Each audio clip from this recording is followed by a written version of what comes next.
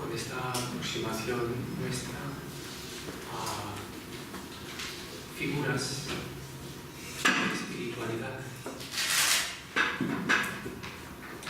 de ayer o de hoy, que nos puedan servir de modelo para practicar y modelo también para entender y para decir hoy la espiritualidad. Decirlo en primer lugar hacia afuera, para nosotros. Necesitamos decirnos lo que vivimos. Necesitamos un lenguaje coherente, razonable. Razonable significa siempre más allá de la razón, pero de una manera razonable. Decir de manera razonable lo que vivimos. Y el decir es una manera también de invitarnos o de empujarnos a vivir, y a la inversa. Bueno, hoy os propongo una figura que no es propiamente conocida o reconocida como maestro espiritual o como modelo, como pueda ser, en fin, Simón Weil.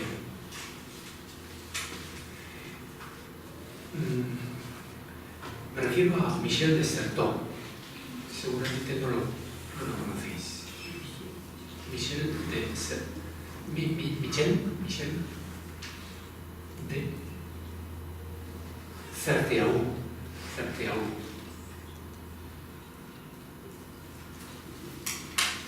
Michel de Certeau fue un jesuita francés, filósofo, teólogo, sobre todo historiador de la espiritualidad y de la mística, en particular y ante todo cristiana, y más en especial todavía la mística de los siglos XVI-XVII. Un auténtico referente en la historia y en la interpretación de la mística cristiana. Es un historiador muy interdisciplinar. Utiliza la antropología, era también antropólogo. Utiliza la antropología, la sociología, las ciencias también, y de manera muy especial el psicoanálisis, en que era un gran especialista y fundador de la escuela freudiana de psicoanálisis, junto con Lacan, en el París de los años 50. Bueno, por lo tanto, ya estoy diciendo que es un personaje contemporáneo. Murió en el año 86. Es un espíritu despierto en vigilia.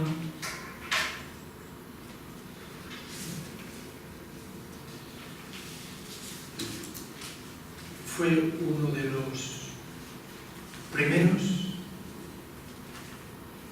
en pensar la nueva situación del cristianismo en la modernidad secularizada, ¿no? Y esto, bueno, es una preocupación mía. Seguramente casi todo lo que os diga esta mañana y os lea esta tarde, pues a lo mejor os queda muy lejos o no os interesa. Bueno, pero yo creo que es importante. Como me parece que es uno de los desafíos, lo repito más de una vez, uno de los desafíos importantes del lenguaje sobre la espiritualidad hoy, el lenguaje correspondiente a la experiencia espiritual hoy, más allá de sus lenguajes tradicionales y de sus categorías tradicionales, al menos en nuestra tradición. Necesitamos un lenguaje, unas categorías nuevas, en un tiempo nuevo. Poderes nuevos, ha habido poderes nuevos. Pues a cosmovisión, a cultura, a lenguajes nuevos lenguajes también espiritualidad. No para dejar de lado y desdeñar lo pasado, no, al contrario, para recuperarlo y para restaurar aquello que fue en su origen y que forma parte también de lo más nuestro y que necesitamos, pero para ello hay que pulir la imagen que nos ha quedado de lo que fue, como una medalla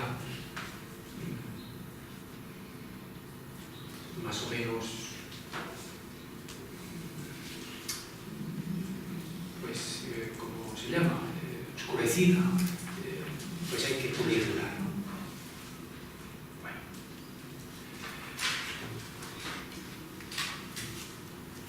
Michel de Certeau no solo fue una inteligencia sin miedo,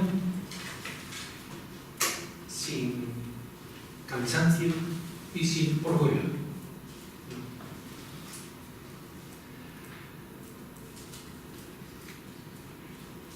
Dice él,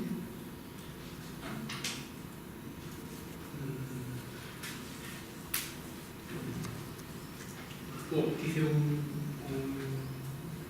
especialista en él, que su intención principal, el deseo que le animaba, fue buscar cómo pensar la existencia cristiana en la modernidad.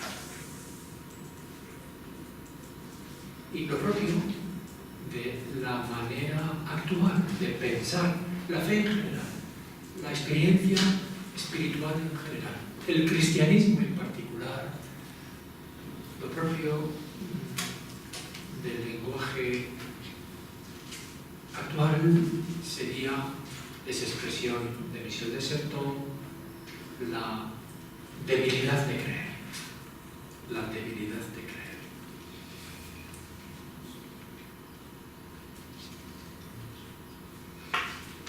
Bueno, a pesar de todo ello,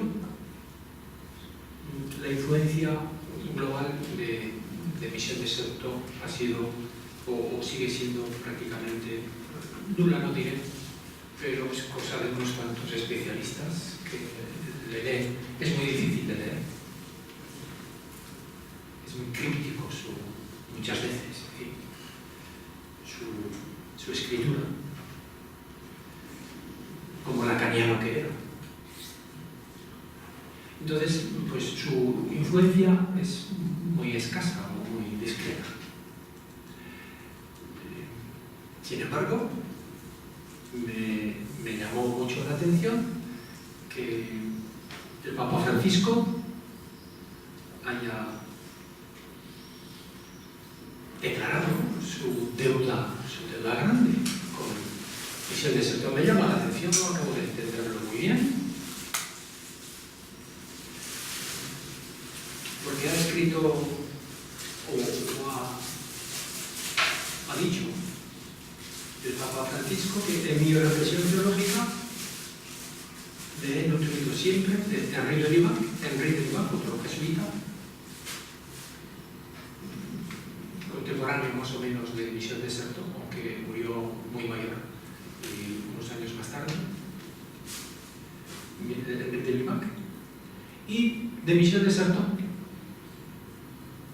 Para mí, Certeau es el teólogo más grande para hoy.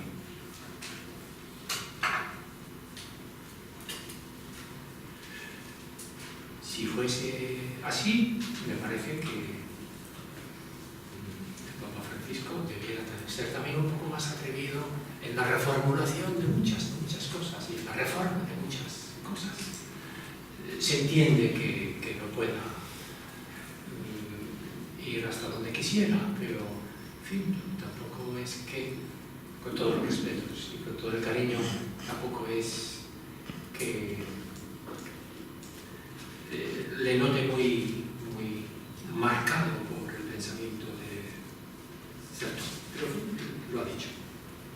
Bueno, paso a señalar unos cuantos escuetos datos biográficos. No tengo medios ni bibliografía para ahondar este aspecto, su biografía tampoco, y lo que tengo no me parece nada relevante, de modo que os señalo simplemente el marco cronológico y poco más. Él nació en 1925 y murió en París en 1986. Estaba yo en París, o sea que es de nuestro tiempo.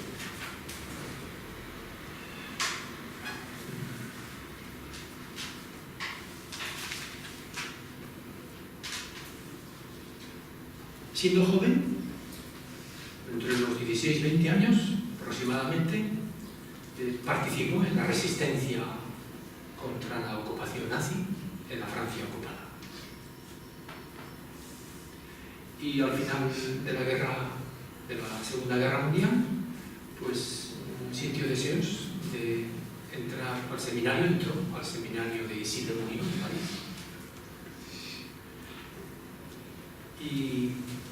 Y allí estudió varios años. Pero algo le debió desencantar, se comprende, para un espíritu como el suyo, en el seminario de Isidre Mounion, y pasó al noviciado, ingresó en el noviciado de los jesuitas, los 30 años.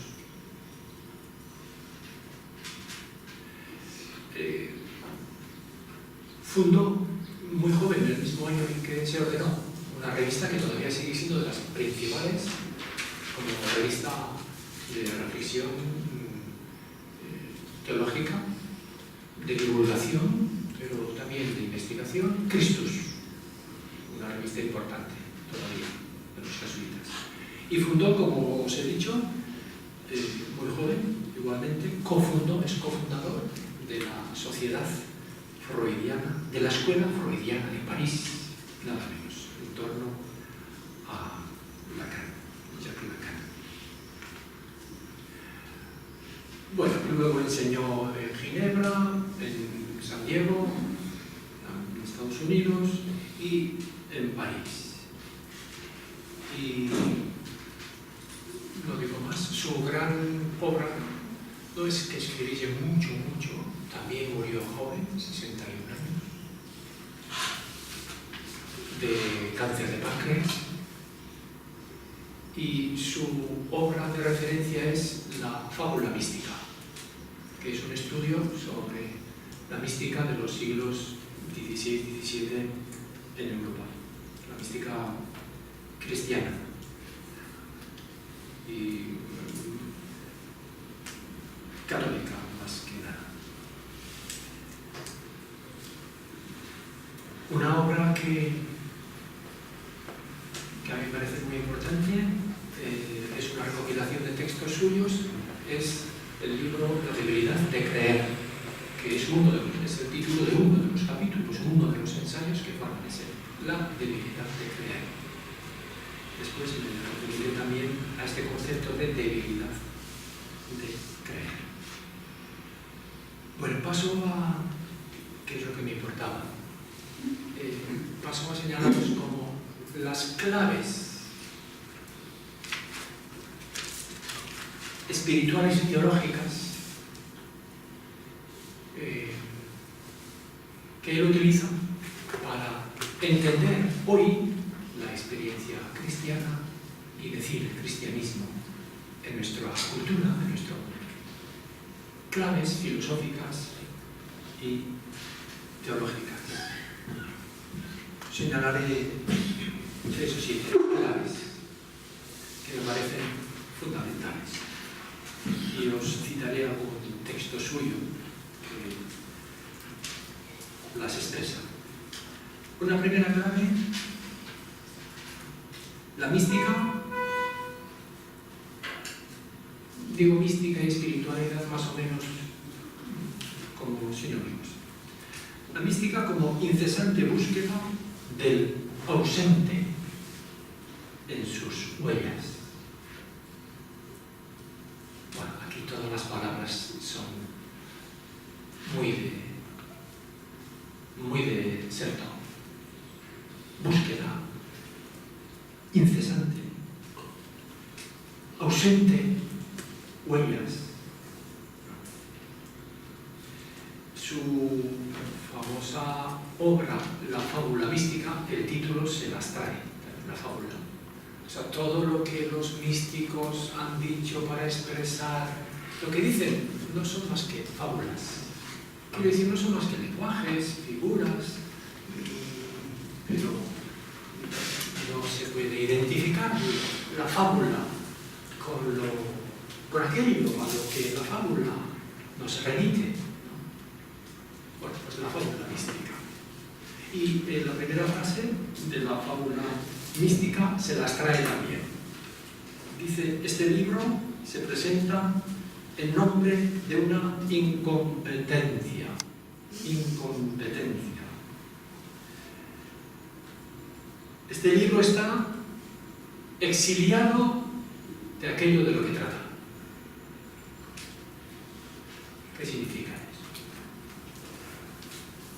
Este libro está exiliado de aquello de lo que trata.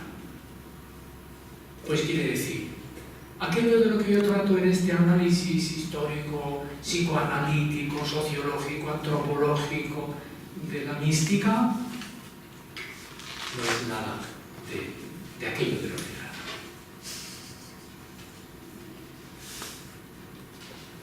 Todo lo que yo digo no es.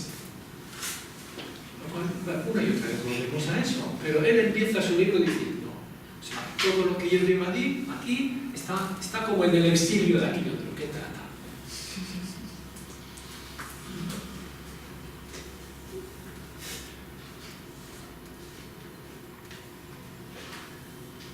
Un místico del pasado, nosotros no podemos atraparlo. Sí, nos quedan huellas. De Simone Weil, que nos es mucho más cercana, pues también, ¿qué querría decir con esto? ¿Será esto? ¿O sería por esto o por lo demás? Bueno, en fin, no. Se nos escapa. Y esto es importante reconocerlo en todo. Es que lo que decimos siempre se queda como muy por detrás, muy distante de aquello que debiéramos decir o incluso quisiéramos decir.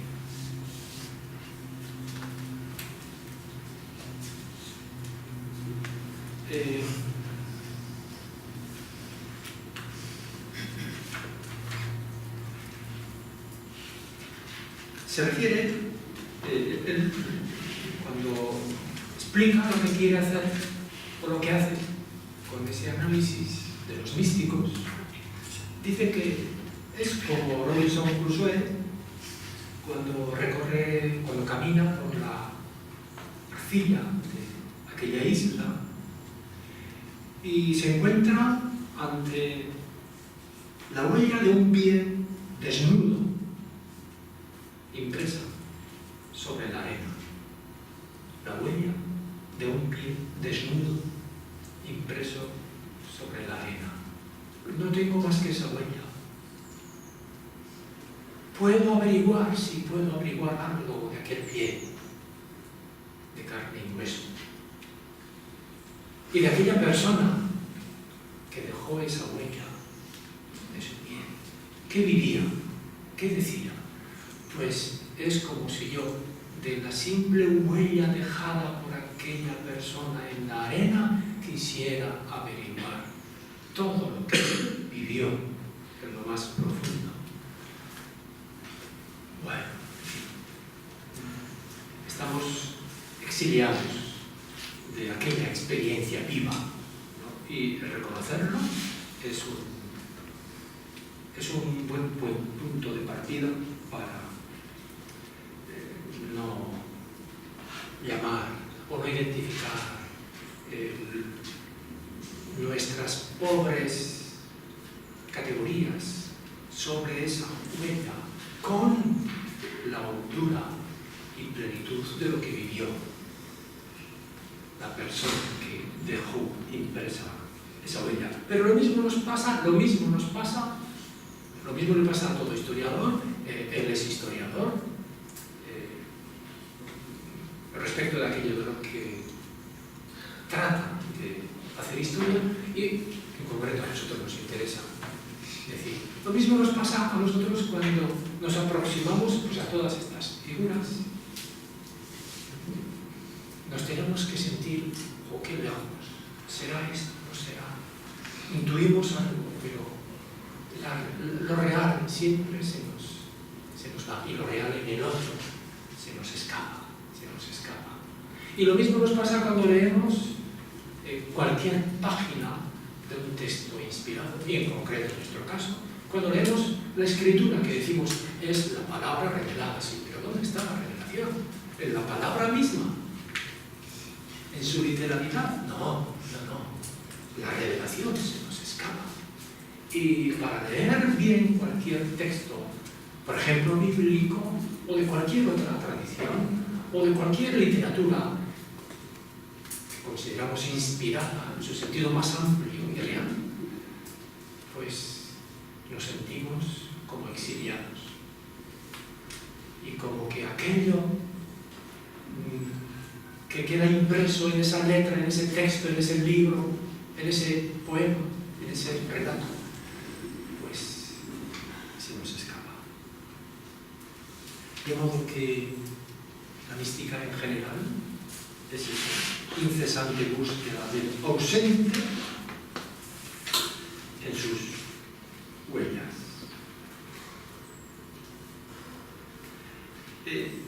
La fe en general es eso.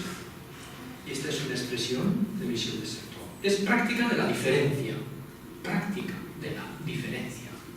No identifiquemos nada de lo que decimos, hacemos. Rituales, códigos morales, confesiones dogmáticas. No identifiquemos nada con la experiencia real o con lo real. No. Reconocer la diferencia. Y la fe es practicar esa diferencia. No solamente reconocerla teóricamente, sino practicar esa diferencia. Situarnos en el espacio de esa diferencia hecha de enorme humildad, de enorme respeto. Y esto lo podríamos aplicar a todas las relaciones en general, a todas las relaciones. Cuando interpretamos a otro, ¿interpretamos bien? Es una aplicación. Pero qué insuficientes son nuestras interpretaciones, sean buenas, sean sobre todo malas. ¿Qué intencionalidades atribuimos, etcétera? Bueno, pues esto pasa, y mucho más, si queréis. Bueno, no sé si mucho más. Esto pasa con la experiencia profunda impresa en las huellas, en la humilde huella en la arena, casi borrada, y aunque sea nítida y no esté borrada. Reconocer la diferencia entre el texto y el sentido. Reconocer la diferencia entre el creer o el credo y la fe. Reconocer la diferencia.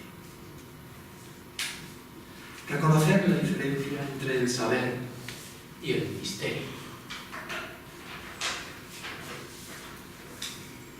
La fe es renunciar a saber. La fe requiere no encerrar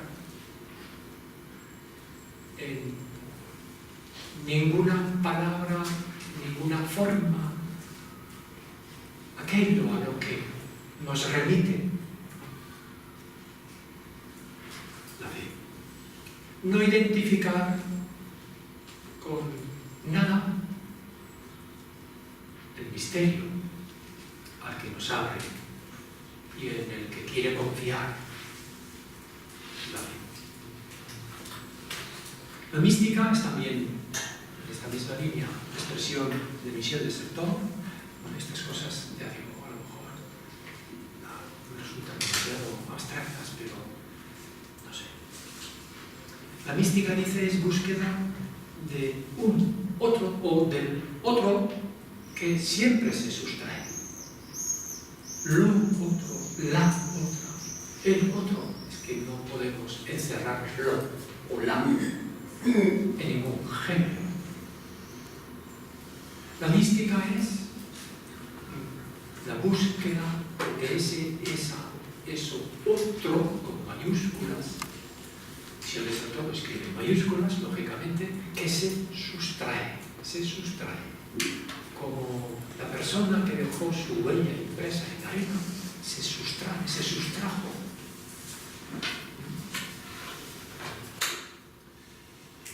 Dios, lo llamamos Dios. Yo lo sigo llamando Dios.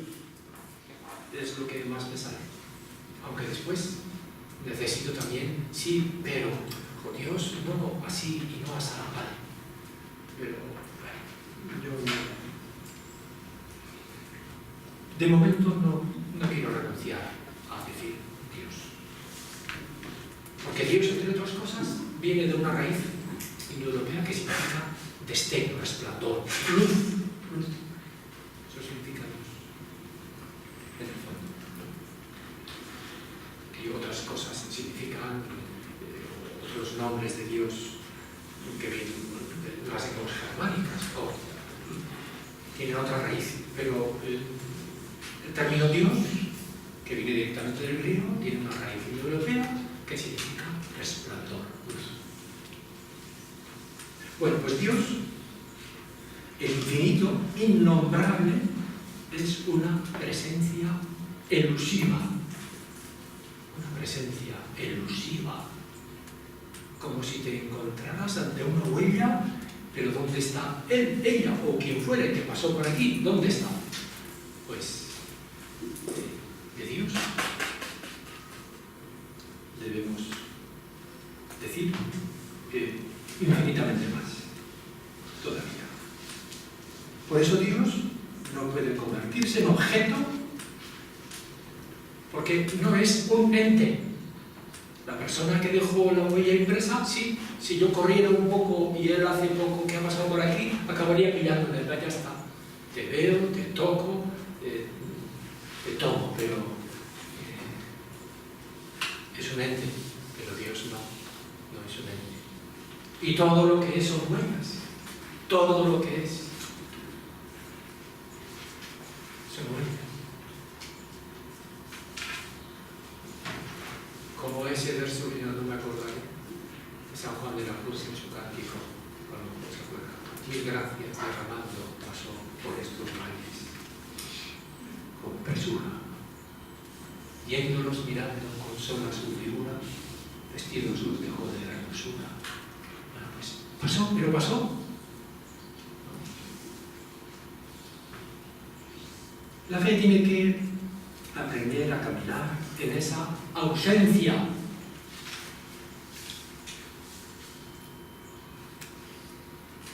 Y en esa incertidumbre.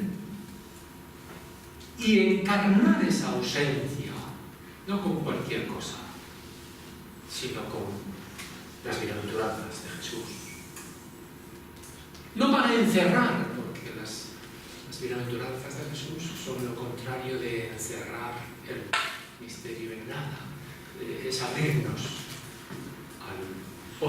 al otro con mayúscula, encarnado en la figura del otro sufriente, también con mayúscula. No poseer, salir de sí. En eso consiste la experiencia espiritual, religiosa o no, eso es lo de menos.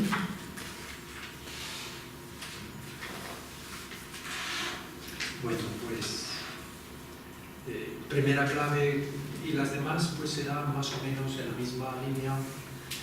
La primera clave, la mística, es incesante búsqueda del ausente a través de sus huellas. Segunda clave, la muerte de Jesús como ruptura instauradora. Ruptura instauradora. Una expresión también propia de Misión de Sertón. Ruptura instauradora. Ruptura. Hay una cesura. Hay una distancia. Hay una diferencia. Un corte entre Jesús y nosotros. Y su muerte es eso. Que quisiéramos oír ahora a Jesús y ver realmente lo que dijo, si fue esto, si fue lo otro, o cómo fue lo de la anunciación. Bueno, cuestiones que no tienen sentido, ¿verdad? Pero, ¿cómo dijo las bienaventuranzas?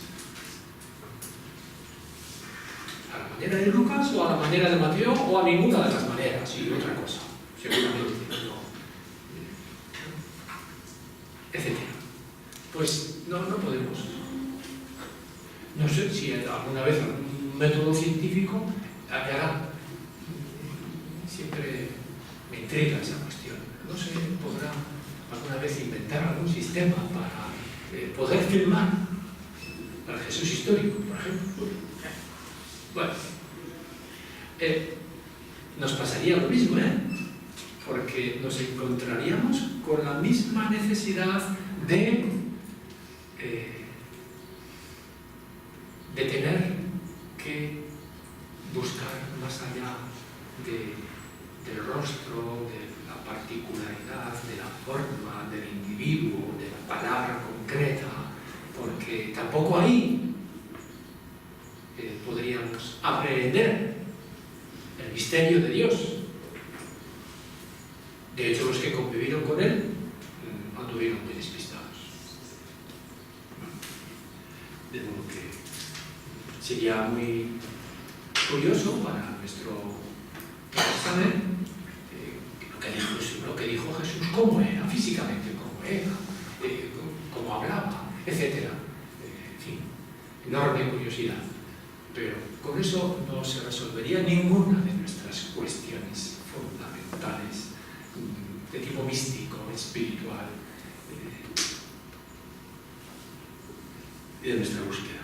Bueno, pues entonces la muerte de Jesús es esa ruptura instauradora. Es ruptura porque ya se nos ha ido, ya no podemos tenerlo, hay una ruptura, pero la ruptura es instauradora, no es una ruptura que cierra un futuro, no, al contrario, instaura la posibilidad de que ahora tú puedas recrear su memoria como creas que debes hacerlo, sintiéndote libre para inventar, para transformar, innovar, ¿no? Instaurar un futuro, ruptura instauradora.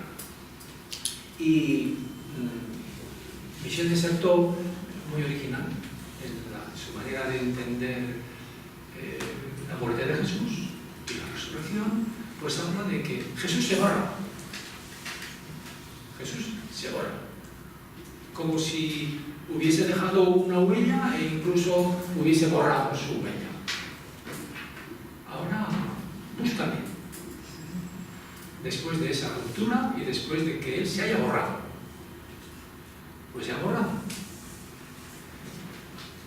Y habla, sin embargo, de que Jesús se borra para dar lugar. Otra expresión, borrarse, dar lugar, permitir, autorizar, son términos clave en la cristología y en la eclesiología de Michel de Certeau. Jesús se borra para dar lugar. Porque no quiere ocupar el lugar. No, tenéis que pensar esto, tenéis que ser esto. Yo sigo aquí y yo soy. No. Yo me quito del medio y venga, ahora vosotros corred vuestro riesgo. Inventad, recread, abrid un camino, instaura un comienzo. Se borra para instaurar otro comienzo. O otros muchos comienzos. Permite nuevos comienzos. Da lugar, permite, autoriza. No cierra, no impide, autoriza.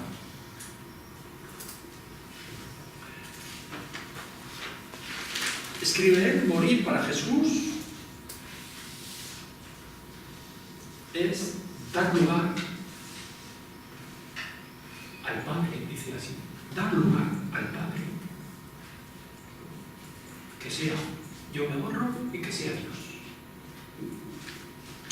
Al mismo tiempo que dar lugar a la comunidad políglota de Pentecostés y al plural de las Escrituras.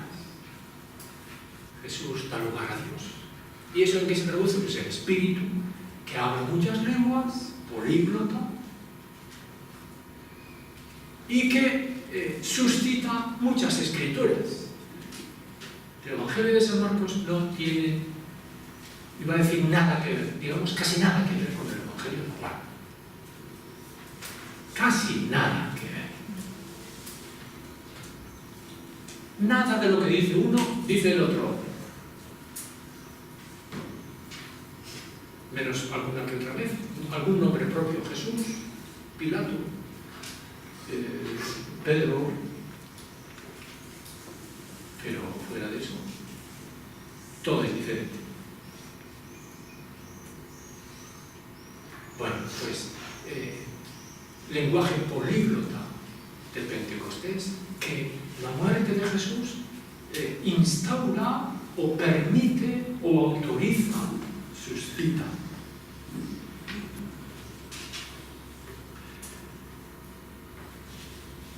Y sigue esta frase, se inaugura el espacio donde cada vez permitir significa morir. Claro, porque esto está con toda intención. La cristología lleva a una determinada eclesiología también del borrarse, del permitir y de dar lugar a la pluralidad. Porque una iglesia que permite significa una iglesia que muere, vale. Yo no quiero imponer, yo no quiero decirte lo que tú tienes que hacer, yo me borro para permitirte ser tú. ¿No? Pero eso significa también que una iglesia que permite necesita morir. Una iglesia institucional que permite necesita morir. Y solo una institución que muere, que acepta morir, puede suscitar una iglesia que viva. ¿No? Políglota. La iglesia políglota. Bueno, y en este sentido entiende Jesús más lejos todavía la encarnación. Este término que, bueno, luego está muy secuestrado por toda una metafísica, pero dejando una metafísica. La encarnación es cuestión de carne. Nuestra corporalidad, nuestras relaciones, nuestra sensibilidad, los sentidos. De eso habla encarnación. Bueno, pues la encarnación, el dogma de la encarnación, dice Michel de Certeau, hay que entenderlo en el sentido de que Jesús renuncia a su estatus celeste, a sus privilegios, renuncia, se vacía, se vacía.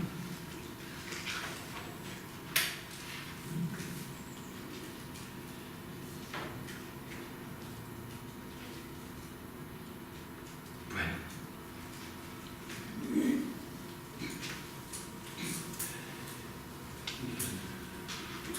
Tercera clave. Ser fieles a la ausencia de Jesús. ¿Cómo ser fieles a la ausencia de Jesús? Sí, ser fieles a la ausencia de Jesús.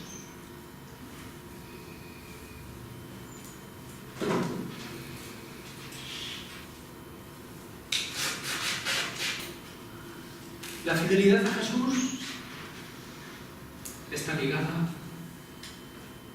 a la ausencia de Jesús. No podemos ser fieles a Jesús si no reconocemos que está ausente y que tú no lo posees. En fin, es lo que tan plásticamente dice Jesús resucitado en María de Magdala.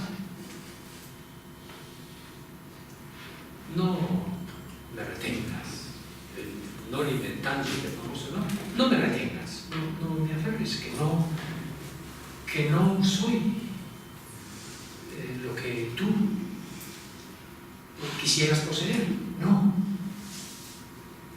me retengas,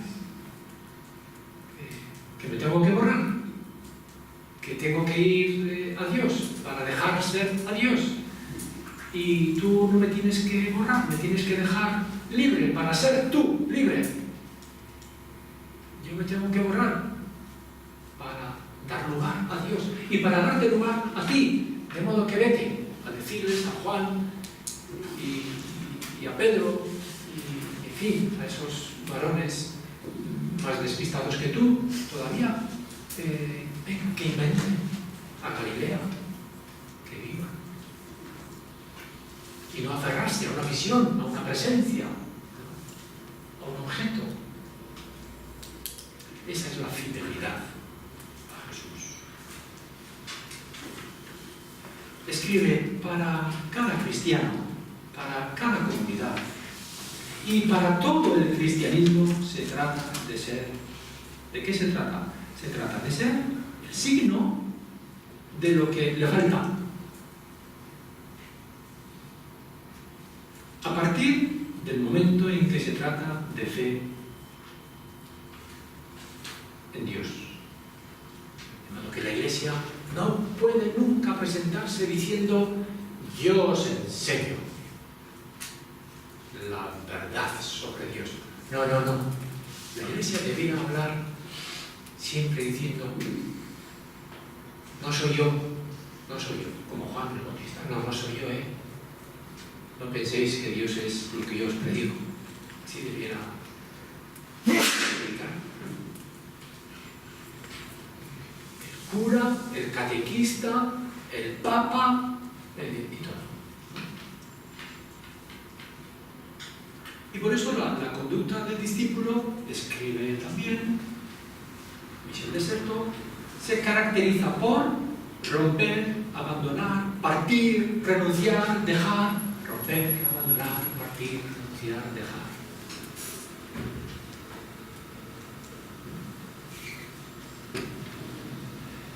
De modo que ser fieles no es hemos recibido una doctrina de Jesús y unos sacramentos, la Iglesia que instituyó y dejó bien claro que la mujer no podía ser igual al varón, y no podemos ser infieles a Jesús. Lo revelado lo tenemos que seguir manteniendo fielmente. ¿Qué más si es todo lo contrario? La muerte de Jesús no es que deja las cosas atadas, bien atadas, sino que se borra para que sean libres. Yo no sé si el Papa Francisco ha leído mucho a Michel de Certeau en este sentido. En fin, una pequeña maldad. Y eso que el Papa Francisco, en fin, su lenguaje sí que es muy novedoso y fresco y libre de muchos, pero a lo mejor las curias o el error pues se lo impiden. Pero,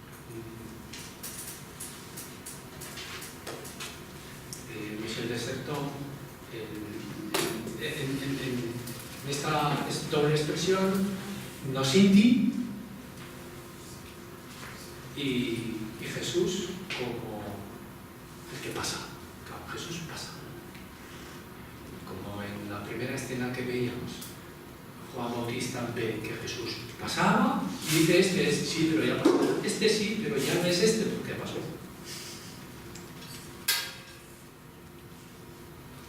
Bueno, pues Michel de Certeau juega con el pas, sans, pas, sans, no, sin. No, sin, pas, pas. En francés, sans, pasan, pasan. Pero pasan en francés significa también el que pasamos, escrito de otra forma. Entonces, no sin ti, pero tú pasas. De modo que de alguna forma, ni sin ti, ni contigo. ¿No? Ni sin ti, ni contigo. Ni contigo en el sentido de que no puedo retenerte. No puedo tenerte. No puedo sin ti, pero no puedo tenerte. Bueno, sexta clave, y en esto consiste la debilidad de creer. La debilidad de creer. Uno de los textos me parece más logrados de Michel de Certeau. La debilidad de creer y la debilidad del anuncio, o la debilidad de la Iglesia. La Iglesia no puede serlo sino siendo débil. Todo esto también está en relación, aunque no sé si directamente, la filosofía débil de Bati. Pues, la Iglesia está,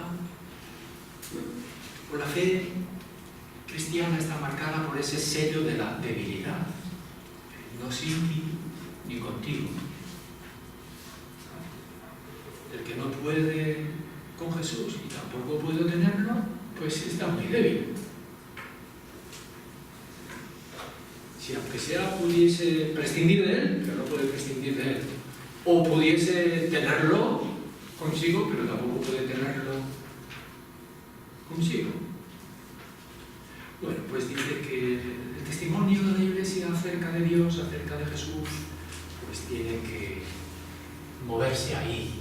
Y por eso ser débil, y no puede imponerse, ni a la fuerza, ni como fuerza. Una frase que me parece genial, de Michel de Certeau, dice: el credo de la teología debería enunciarse así. El credo de la teología debería enunciarse así. Soy limitado, y la gracia y la verdad se encuentran fuera de mí. El credo de la teología o el credo de la Iglesia, o antes de rezar el credo debiera hablarnos diciendo: bien, soy limitado y la gracia y la verdad se encuentran fuera de mí. Y ahora recitadme.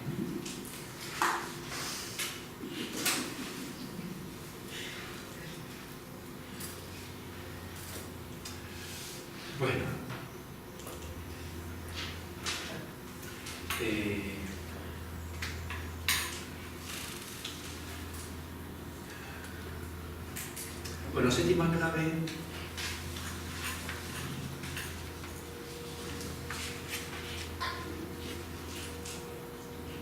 la necesidad de la energía. Habla mucho de... bueno, mucho, sí, de la herejía. Herejía, ¿sabéis? Airesis en griego significa escoger, elección. Y después pasó a significar elección errónea. Pero originariamente significa simplemente elección. Bueno, y nadie puede dejar de elegir, es decir, en ese sentido, nadie puede dejar de ser herético. ¿No? Y el que escoge ser absolutamente fiel al credo y a todo lo que enseña el Papa y la tradición, también es herético porque elige pensar así o vivir así. Bueno, pues escribe Michel de Certeau: la decisión de vivir hoy implica para nosotros frente al pasado una herejía del presente. Herejía, es decir, una elección, una nueva elección. Una nueva.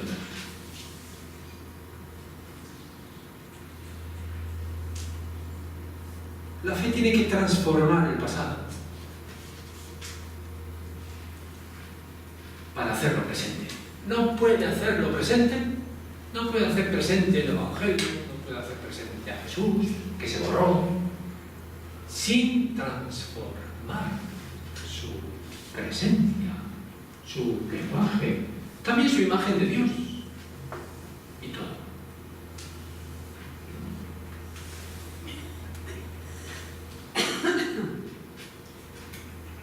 Distingue entre herejía condenable y herejía aceptable. Herejía condenable es negar el pasado. Claro, es una salida posible, pues prescindo de Jesús, prescindo de toda la tradición, prescindo y me invento yo un camino nuevo. ¿Vale? Es legítimo, pero dice él, esa sería una herejía condenable, aunque estas palabras, este modo de hablar no es muy propio de Certeau, pero dice así. Y la herejía buena es la audacia, la nueva audacia.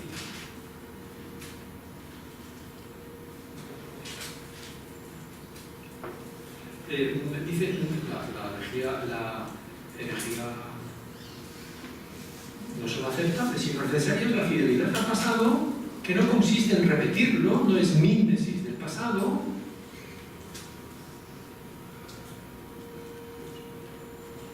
El pasado en todos los momentos de su desarrollo a lo largo de la tradición es como un organismo viviente, sumamente complejo, en incesante transformación. Debemos aceptar la distancia que nos separa de escritores o locutores muertos, y más aún, de una palabra que ya aconteció.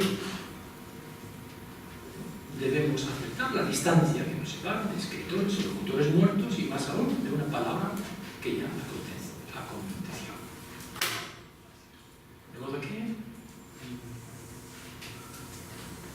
una frase suya también, la ruptura es una constante de la espiritualidad.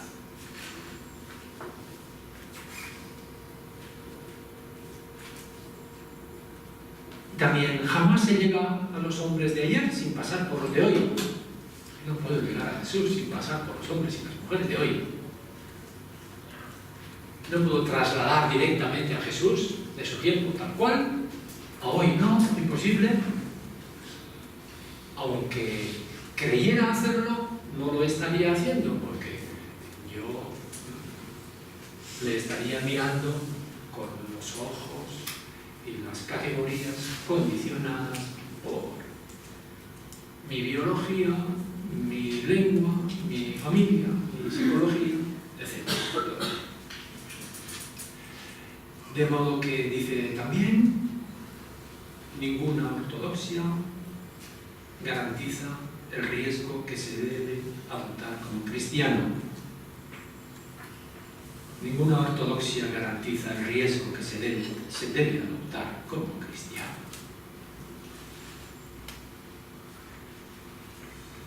Y fijaos esta frase: allí donde Dios es revolucionario, el diablo se muestra invariable. Dios es revolucionario. El que es invariable es el diablo. Bueno, es una forma de hablar, por supuesto. Michel de Certeau no creía en el diablo. Y además ahí se refiere a Gregorio de Nisa, al maestro Eckhart, a Juan de la Cruz, etc. De lo contrario, dice, si deja de lado el movimiento, dice, hace un objeto espiritual de lo que era un movimiento. De lo que era un movimiento hace un objeto. Espiritual, sí, muy espiritual, pero objeto ya no es espiritual. Contenida en la red de un grupo, petrificada o convertida en ideología, la letra de una espiritualidad ya nos dice lo que era su espíritu.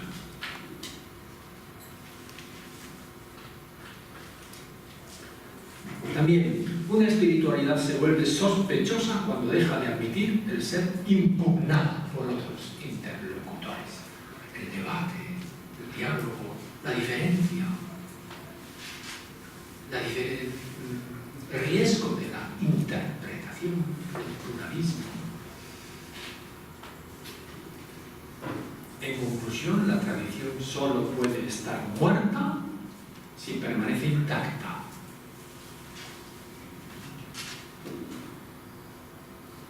Si una invención no la compromete devolviéndole la vida, si no es cambiada por un acto que la recrea.